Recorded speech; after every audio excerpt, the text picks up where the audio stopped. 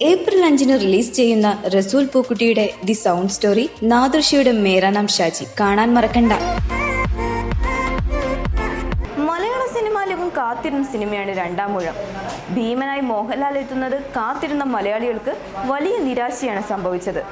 കാരണം തിരക്കഥയെ സംബന്ധിച്ചുള്ള തർക്കങ്ങൾ നിലനിന്നത് ചിത്രത്തിനൊരു നാണക്കേടാണ് സൃഷ്ടിച്ചത്.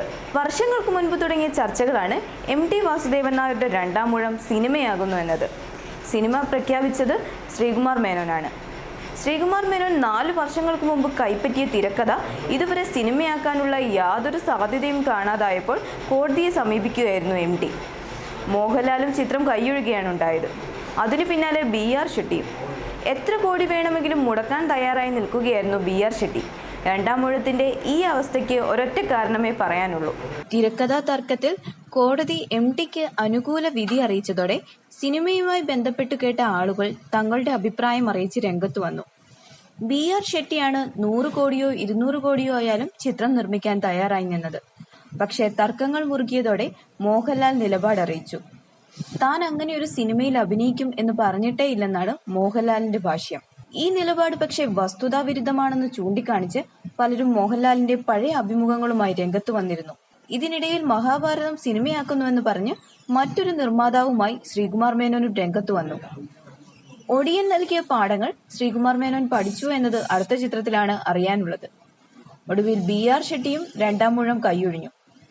സംവിധായകൻ ശ്രീകുമാർ മേനോനുമായി ചേർന്ന് 1000 കോടിയുടെ പ്രോജക്റ്റിൽ രണ്ടാമൂഴം സിനിമയായി ഇറക്കുമെന്നായിരുന്നു നേരത്തെ അറിയിച്ചിരുന്നത്.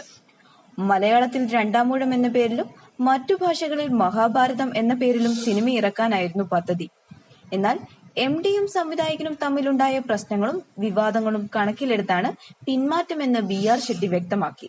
പ്രധാന പ്രശ്നം ശ്രീകുമാർ മേനോൻ തന്നെയാണെന്നതാണ് എല്ലാത്തിലും ഉയർന്നു നിൽക്കുന്ന കാരണം. ഏറ്റെടുത്ത ജോലി പൂർത്തിയാക്കിയതിനു ശേഷം മറ്റു സിനിമകളിലേക്ക് കടന്നിരുന്നെങ്കിൽ ഇങ്ങനെയൊരു ചർച്ച പോലും ഉണ്ടാകുകയില്ലായിരുന്നു. BR ഷെട്ടി എന്ന അത്രയും തുക നൽകാൻ തയ്യാറായ നിർമ്മാതാവ് ഉള്ളപ്പോൾ അതിനെ ഉപയോഗിക്കാതെ പോയത് ഏറ്റവും വലിയ മണ്ടത്തരം. ഒടിയൻ വിവാദങ്ങൾ സൃഷ്ടിച്ചപ്പോൾ അഭിനേതാക്കളെയും ശ്രീകുമാർ മേനോൻ കുറ്റപ്പെടുത്തിയത് മോഹൻലാലിന് കൂടെ ഇനിയും പ്രവർത്തിക്കുന്നതിന് ബുദ്ധിമുട്ടുണ്ടാക്കി കാണണം. എന്തായാലും രണ്ടാമൂഴം ഇനി ഉണ്ടാകുമോ എന്നത് കാത്തിരുന്നു കാണാം.